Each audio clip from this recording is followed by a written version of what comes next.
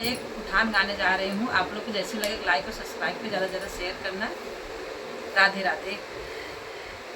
हे नदी कब से मनावे लागू सगुना, हे नदी कब से मनावे लगे सकुना, जब से भाई भाभी तोरे ललना, जब से वो हे भाभी तोरे ललना, हे भाभी तब से मनावे लगे सगुना, हे भाभी तब से मनावे लगे सगुना।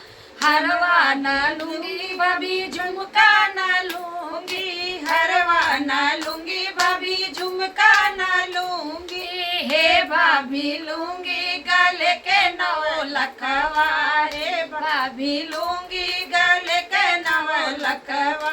चैना मैं दूंगी कंगना मैं दूंगी, चैना मैं दूंगी झुमका मैं दूंगी, हे ननदी ना देव गले के नव लखवा, हे ननदी ना ना देव गले के नव लखवा। हे ननदी कब से मनावे लगू सगुना, हे नदी कब से मनावे लगू सगुना। जब से भाई भाभी तोरे ललना, जब से भाई भाभी तोरे ललना, हे भाभी तब से मनावे लगे सगुना, हे भाभी तब से मनावे लगे सगुना। अरे झनकी पाटक भाभी गईली दुअरवा, झनकी पाटक नंदी गईली दुअरवा, हे भैया लैले बैतोरे ललना, हे भैया लैले तोरे ललना।